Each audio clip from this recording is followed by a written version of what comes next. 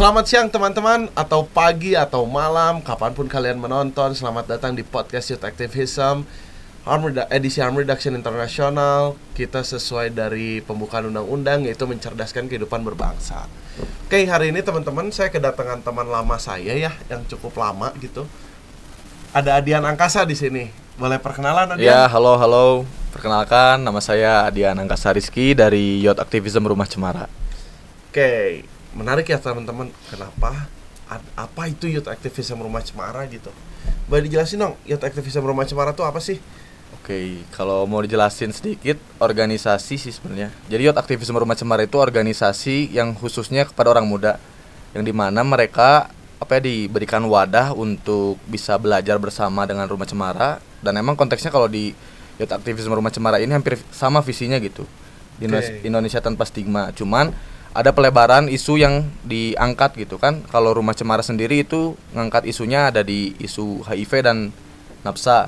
Sedangkan kalau di Youth Activism Rumah Cemara ini bisa ada juga emang di HIV, nafsa, lingkungan, gender gitu. Sesuai dengan apa yang diingin disampaikan sama teman-teman yang ada di organisasi begitu. Oke. Nah, kalau pengen tahu nih, meskipun sebenarnya aku juga tahu gitu, tapi Iyalah. Youth Activism Rumah Cemara ini sebenarnya pada awalnya dibentuknya kapan sih? Kalau dibentuknya waktu kalau nggak salah tahun 2021.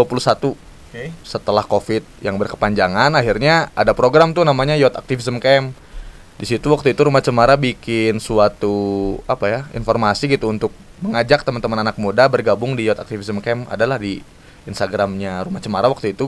Terus daftar tuh, melampirkan esai, melampirkan beberapa CV dan pertanyaan motivasi, terus tujuan, visi ikut ini apa gitu dan lain-lain. Dan akhirnya ikut kegiatan, ada pelatihannya dulu, kelas HAM, kelas gender, dan beberapa banyak kelas. Dan akhirnya nanti kita dipertemukan dalam satu tempat camping bareng-bareng selama 3 hari di Lembang kalau nggak salah, situ sih. Oke, menarik ya, ternyata si Rumah Cemara ini menggait anak muda di isu-isu minor gitu bisa dibilang. Nah, jadi pengen tahu nih, dari 2021 semenjak berdirinya atau dibentuk kali ya, dibentuknya Rumah Youth Activism Rumah Cemara. Kalau Rumah Cemara mah udah dari lama kan. Yeah. Nah, kalau Youth Activism nih, ada berapa orang sih yang ikutan Youth Activism? Kalau anggotanya Youth Activism Rumah Cemara itu sekitar ada 40 orang lah. 40 orang. Dan tersebar di seluruh Indonesia gitu. Keren. Cuman kebetulan kita yang ada di Bandung gitu. Oke. Ya kebetulan studio cuma ada di Bandung ya. Mungkin tahun depan studionya udah ada di Amin dulu aja lah. Jakarta. Amin. Kalau Jakarta lebih bebas nantinya. Benar. Maksudnya bebas tuh ya lebih dekat untuk digapai gitu, meskipun ntar mah ibu kotanya udah bukan Jakarta gitu. Cuman menarik juga nih, si Youth Activism ini berarti kalau kita berbicara tentang isu minor, apa sih yang membuat Youth Activism ini teh mau bergerak di isu-isu minor? Ya balik lagi sih karena isu minoritas dan sangat dibutuhkan gitu ya, gerak-geraknya orang muda, dikarenakan sedikit banget nih orang muda juga yang menstigma isu-isu tersebut gitu. Nah, kebetulan teman-teman atau anggota yang ada di Youth Activism Rumah Cemara itu punya kepekaan akan hal isu tersebut gitu. Makanya kita bergabung dan menyuarakan isu tersebut juga, dan emang pendekatannya lebih ke anak muda sih gitu. Jadi terlalu serius, iya mah kan gini weh, biar lebih santai ya, maksudnya pembahasan kita juga, biar penonton teh entah bosan gitu nih kali podcast teh serius wae gitu. Cuman ini yang menjadi menarik, Adian sendiri kenapa tertarik? Waktu itu ya kenapa tertarik? Sebenarnya iseng-iseng sebenarnya, karena ada yang nyebarin ikut ini ikutan cenah. Akhirnya ikutan, tapi emang sebelumnya emang bergerak juga di isu lingkungan. Oke. Belum begitu luas lah pemahaman terkait isu-isu dan permasalahan yang ada di Kota Bandung ataupun di Indonesia.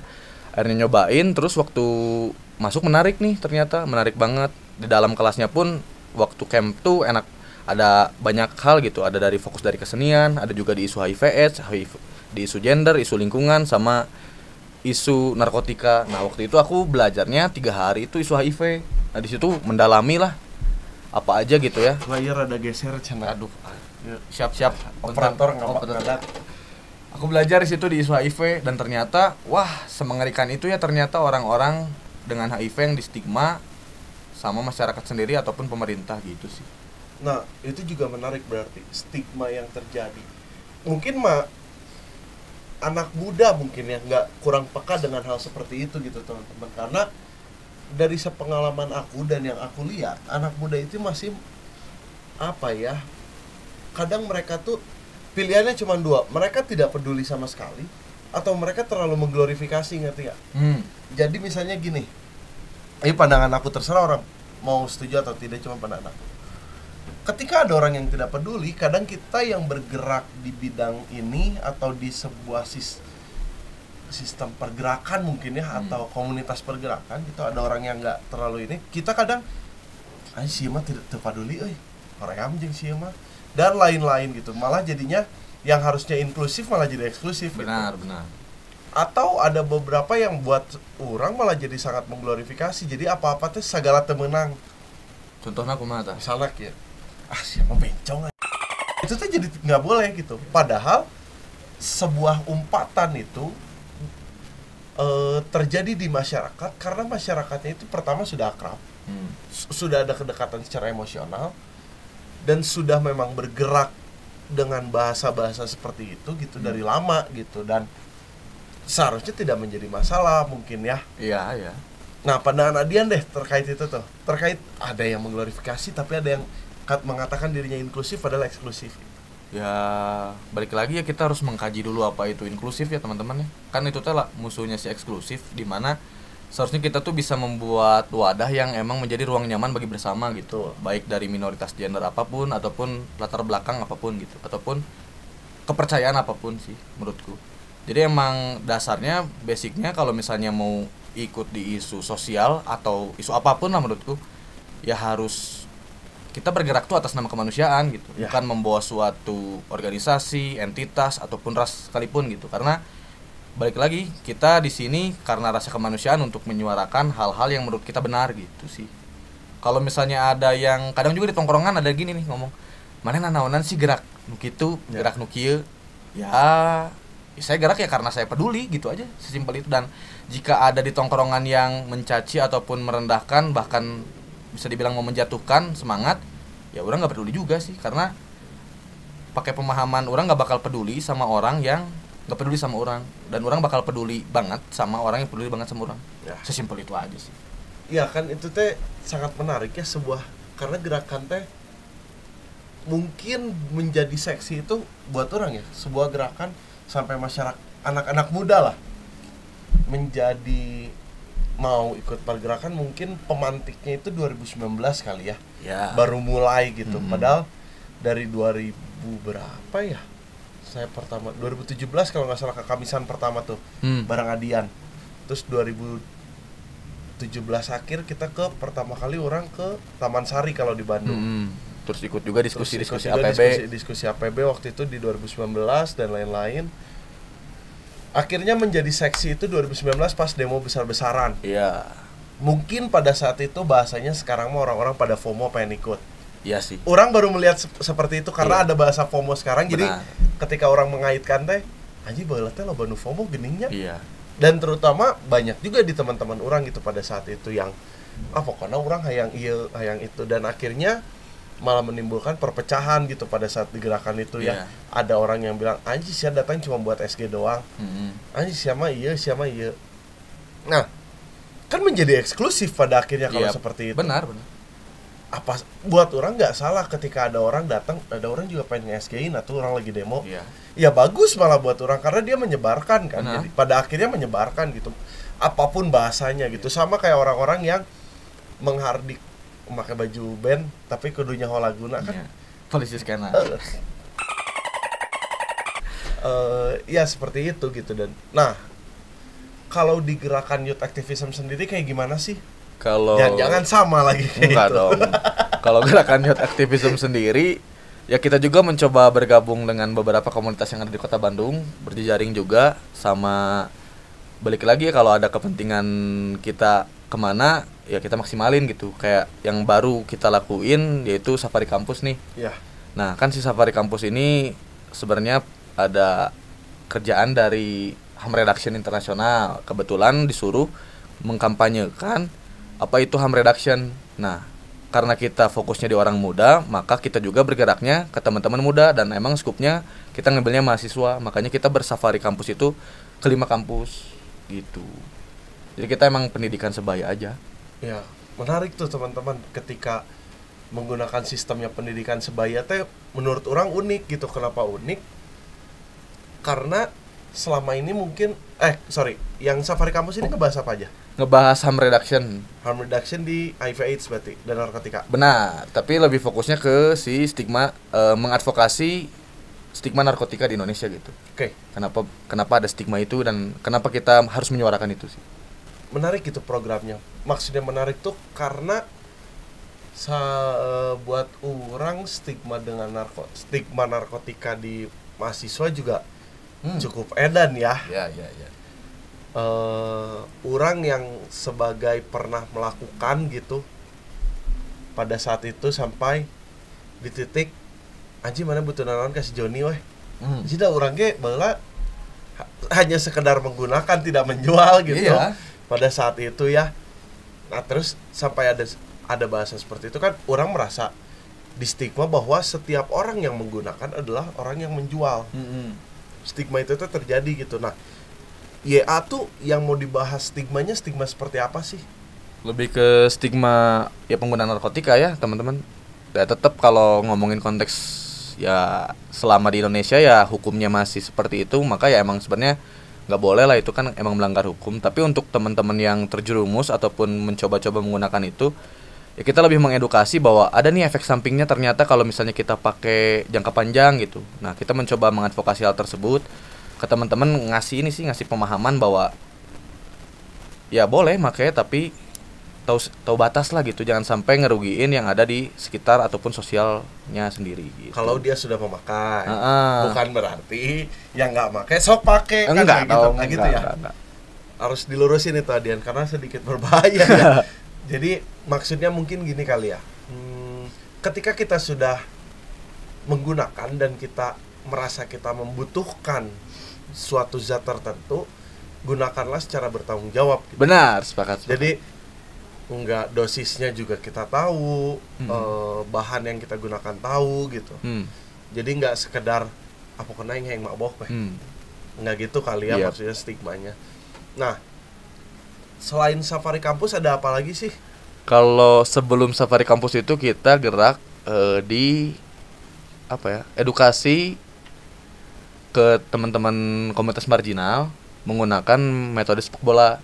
Jadi kita gerak itu di isu lingkungan, mengkampanyekan peduli lingkungan kepada komunitas marginal menggunakan ya metodenya sepak bola karena lebih seru ya kayaknya daripada datang terus cuap-cuap doang gitu tapi nggak ada ya hal-hal mainnya. Nah, waktu itu kita geraknya sambil main bola tuh, tapi sambil juga nge-campaign isu lingkungan. Dan sebelumnya juga ngisi juga sesi HAM waktu itu di programnya Young Leader yang dari Manchester City. Kebetulan dikasih kesempatan untuk ngisi sesi hak asasi manusia, hampir mirip sama program sebelumnya. Dan sebelum si Manchester City kita juga ada program Rutgers dari kerjasama dengan Rutgers Indonesia, yang dimana itu juga pengorganisasian kelompok yang di isu gereja, maksudnya orang yang ada dalam gereja sama pesantren terkait hak kesehatan reproduksi dan kekerasan berbasis gender seksual. Karena waktu itu tahun 2020 kalau nggak salah rame tuh berita terkait kekerasan seksual yang ada di dalam instansi keagamaan. Nah, makanya kita mencoba merespon isu itu dengan kayaknya butuh disosialisasikan permasalahan-permasalahan tersebut dan emang mengkomunikasikan juga kepada pihak-pihak yang ada di pesantren ataupun yang di gereja begitu. Dan sebelum itu ada lagi. Apa tuh? Waktu itu kita bikin salah satu bukan seremonial sih, mengingatkan tentang Hari AIDS internasional juga. Di situ kita bikin kolaborasi mengikis stigma. Jadi sambil kita merefleksikan Hari AIDS internasional itu dengan teman-teman sebaya kita, teman-teman komunitas juga gitu untuk bukan merayakan sih, lebih mengingatkan bahwa ini momentum perjuangan kita bersama gitu. Karena kalau ngomongin AIDS teh cukup kompleksnya dan kita tidak mengalami gini. Menjadi masif itu kan tahun 90-an ya. Dengan penggunaan jarum suntik dan lain-lain gitu. Masifnya putau dan berbagai macam drugs. Kita mungkin nggak ngalamin ya pada saat itu, lahir juga belum gitu. Kita baru nakal mungkin 2015-an Iyalah, ya, SMP. 15 SMP 14 sampai SMA lah. Iya. tapi menjadi bukan tertarik ya, ada panggilan hati mungkin bisa dibilang, kenapa mau bergerak di bidang ini yang mungkin kita tidak tahu kejadian yang sebenarnya seperti apa gitu. Kalau kenapa tertarik lebih ke karena hal-hal yang diobrolin sama Rumah Cemara ataupun siot aktivisme Rumah Cemara sendiri ini, aku yakin pasti semua orang yang bergerak dalam isunya masing-masing itu punya motif tersendiri ya mungkin. Karena balik lagi kalau motif kenapa aku bergerak, ya karena hal-hal itu ada dekat denganku gitu. Teman-teman tongkrongan yang masih banyak menggunakan substance tertentu tapi mereka tidak tahu efek sampingnya gitu. Dan bahkan juga pernah ya adalah salah satu kawan karena tidak tertolong dan tidak teredukasi dan tidak bisa mengontrol dirinya sendiri, ya akhirnya meninggalkan kita semua gitu. Nah kan hal-hal seperti itu kan sangat sakit ya. Iya. Dan sangat mendalam. Nah, aku tidak mau kehilangan teman-temanku seperti sahabatku yang satu itu. Makanya aku mencoba bergerak dengan isu ini gitu. Biar tidak ada tidak banyak rasa sakit yang ditimbulkan lah dari kejahatan ataupun kurangnya informasi yang dikasih pemerintah sih itu, bro. Jadi mungkin youth activism ini menjadi agen perubahan kali ya. Berat teuing sih agen perubahan mah. Ya apa atau agen pemerintah dah bukan. Bukan. Tapi kan yang kita lakukan ini selaras gitu dengan apa yang pemerintah inginkan gitu. Yang udah pemerintah buatkan kebijakannya teh udah ada gitu. Iya, kita mah cuman nyosialisasiin kebijakannya aja gitu. Iya, makanya ya agen pemerintah. Enggak juga sih, karena kalau agen pemerintah kita nggak dikasih sama pemerintah juga, guys. Dapat gaji dari pemerintah? Enggak. Tapi kita ngebantu pemerintah, kenapa coba? Ya, bukan ngebantu sih, lebih ke ya orang bisa gitu tanpa kalian juga bisa gitu. Tapi di stigma juga, waduh. Ya udahlah. Ya itu juga menjadi. Nah, tantangan youth activism selama dari 2021 sampai sekarang tuh apa sih? Tantangan yang paling sering dilakukan atau yang paling berat mungkin gitu? Lebih ke tantangannya kayaknya di proses kaderisasi sih sebenarnya mah. Oke. Kan kita segini-gininya ya. Iya. 3-4 orang ya, karena beberapa teman-teman di luar kota dan sulit lah untuk menjaring dari luar kota tiba-tiba harus ke Bandung gitu. Kecuali emang ada kegiatan di luar kota kita bisa melibatkan barang. Nah, kaderisasi yang di kota Bandung sih sebenarnya agak sulit.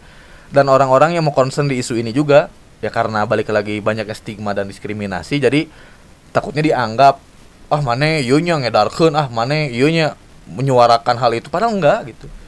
Ya mungkin itu tantangan-tantangan yang agak sulit. Dan ya balik lagi kalau misalnya kita mau audiensi sama pemerintah dan tahu kita dari mana, kadang juga di stigma juga. Ya ada berarti tantangan-tantangan juga, jadi nggak semulus itu teman-teman perjuangannya ya. Mungkin sudah 3 tahun berjalan, terus siapa tahu sampai 20-50 tahun ke depan. Pengennya sih cepet beres ya, maksudnya nggak perlu memakan waktu 20 tahun gitu. Kalau bisa tahun depan beres juga nggak apa-apa gitu. Tapi bener beres teh masalahnya juga beres kan, bukan kita doang yang beres. Iya, gitu. tapi kayaknya mustahil yang mustahil itu mah. Ya isu yang sangat panjang dan kompleks lah ini mah. Iya, karena sudah mengakar ya, udah rutin ke, bahkan masih banyak kalau orang jalan gitu, beberapa teman-teman yang di grassroots gitu yang mereka teh seharusnya paham dengan inklusivitas, tapi mereka juga kayaknya masih nggak ya ini kritik orang buat teman-teman yang ada di grassroots gitu, mereka juga masih ada yang menganggap orang-orang yang bekerja atau fokus di bidang ini tuh adalah orang-orang yang apa ya bahasanya ya, siap mati kali, bukan siap mati merenaonnya. Iya, orang-orang yang mau bekerja di bidang HIV/AIDS tuh orang-orang yang cukup gila dan cukup berani sehingga orang-orang di grassroots pun takut kepada kita gitu. Takutnya tuh anjing kalau si bergeraknya di bidang ini mah riskan barudak urang lamun ngobrol jeung si bising benang. Riskan padahal yang kita lakukan teh enggak gitu, enggak seperti itu gitu. Dan menjadi menarik tadi juga karena ngomongin kaderisasi nih. Kalau pengen ikutan youth activism gimana sih caranya? Ya kalau mau ikut youth activism nanti kayaknya kita akan bikin suatu kegiatan juga ya, youth activism camp juga yang tadi aku sebutin di awal. Ya nanti bisa dipantau aja si Instagramnya ya. Jangan di follow juga gitu teman-teman. Ada di sini nih. Ya. Biarin kita susahin editor. Harus di follow Instagram youth activism nih di sini. Karena ya salah satu platform Instagram ini kita aktif suka mempublikasikan kegiatan-kegiatan kita juga, terus ada informasi-informasi menarik juga untuk teman-teman yang benar-benar mau bergiat bareng gitu ya. Nih kalau ada yang nanya, saya teh kalau nungguin kemah lama tuh, tapi saya pengen ikut berkegiatan dari sekarang, boleh nggak? Ya tinggal di DM aja Instagramnya, nanti kita ngobrol dulu, ngopi dulu. Kalau ada ketertarikan dan kesepakatan mah digaskeun kapan pun. Tinggal di DM aja ya Instagram youth activism-nya, karena Instagram youth activism ini inklusif gitu ya. Iya, sangat inklusif. Nah, ini menarik nih, sebuah organisasi yang di dalamnya orang muda atau anak muda semua gitu bergerak di bidang minor. Pernah kehilangan nggak beberapa teman-teman yang mungkin karena takut atau karena kayaknya orang nggak di bidang ini gitu? Kalau kehilangan, saya lebih kemikirnya kehilangannya karena udah dapat kerja gitu. Oke. Jadi kan kita anak orang muda nih rata-rata masih kuliah atau nganggur lah. Terus lagi semangat, kenapa kemana? Aku kerja dulu di mana, di bagian. Oh ya udah nggak apa-apa. Maaf ya aku terkesan hipokrit senang kerja. Ya nggak apa-apa lah, kerja mah ya kerja we gitu ya, mau di bidang apapun juga. Kita mah tidak mau menstigma juga gitu, dia mau kerja di mana asal. Mau jadi kader juga urusan teuing kan. Urusan teuing gitu. Asal ulah tiba-tiba nusuk di tukang we gitu sih, lebih ke. Ya itu aja tantangannya, paling ditinggal kerja sama temen. Nah itu juga kan menjadi inklusif gitu. Maksudnya salah satu ciri inklusif tuh ya udah siapapun yang masuk dan siapapun yang keluar kita hargain gitu.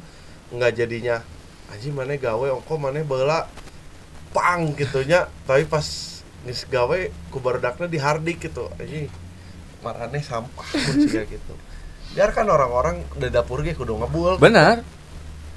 Nah, terus menjadi penasaran juga nih orang terkait youth activism. Sebenarnya youth activism ini teh bahasanya cukup berat ya. Iya. Aktivisme muda gitu. Muda. Kalau kita ngambil dari katanya aja aktivisme muda kan berarti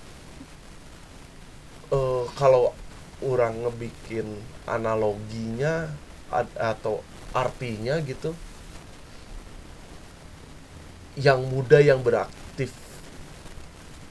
beraktivisme gitu.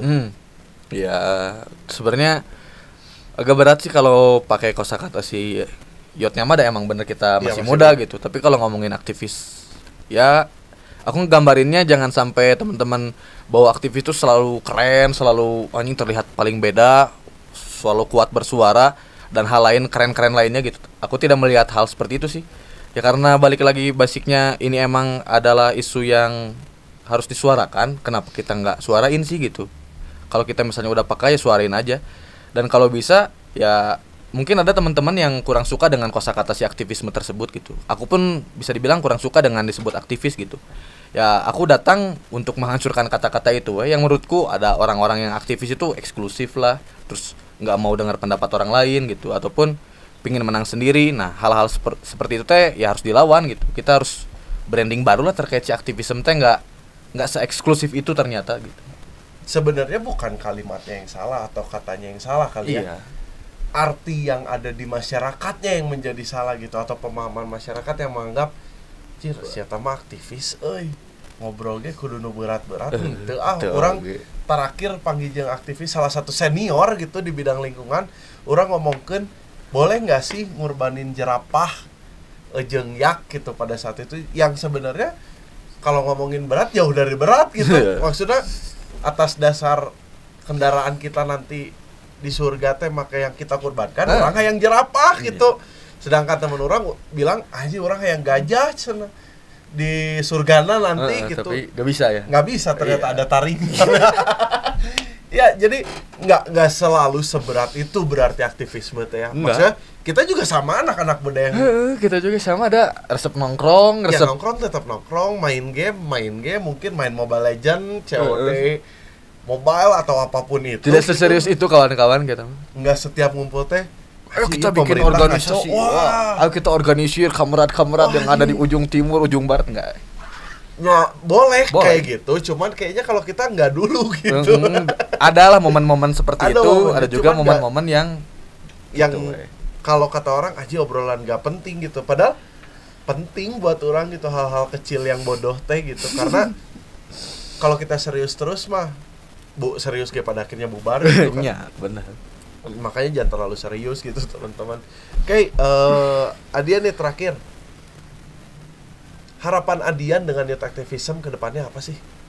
Ya, kalau aku berharap kan pasti si youth activism ini kan nggak selalu mudah ya, aku dan kamu pun pasti, dan teman-teman youth activism juga. Aku mah host di sini. Oh iya, nanti bakal Nggak pada megang jabatan apa-apa. Tapi setidaknya kita ada di organisasi youth activism ini menjadi wadah baru untuk belajar sih.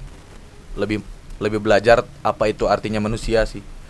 Atau apapun isunya gitu, karena pada akhirnya kita akan bertemu di satu titik bahwa kita tuh sama, ternyata kita tuh manusia, nggak ada yang bedain. Yang bedain ya cuman hanya stigma yang ada di masyarakat ataupun pola-pola yang ada dikasih sama sistem yang sudah mengatur kita gitu. Ada ras, ada ini, ada itu, ada sosial apapun gitu. Ya berharapnya setelah besar nanti ya lebih bisa mengerti bahwa dunia teh harusnya damai sih, harusnya asik sih, nggak banyak perdebatan ini dan itu. Make love not war lah ya. Iyalah, pada akhirnya juga pada nggak perlu silih tembak, nggak perlu silih apa, saling mencintai aja satu sama lain. Oke, teman-teman, karena kita ada di penghujung acara ya, kalimat terakhir yang bisa disampaikan adalah ada cucunguk, dan yang kedua, biarkan sebuah pergerakan menjadi pergerakan gitu tanpa adanya eksklusivitas di sebuah pergerakan itu. Biarkan seorganik mungkin, karena pada akhirnya organik adalah organik yang enak gitu. Ya, terima kasih teman-teman. Assalamualaikum warahmatullahi wabarakatuh. Ketemu di episode selanjutnya. Terima kasih. Nuhun pisan.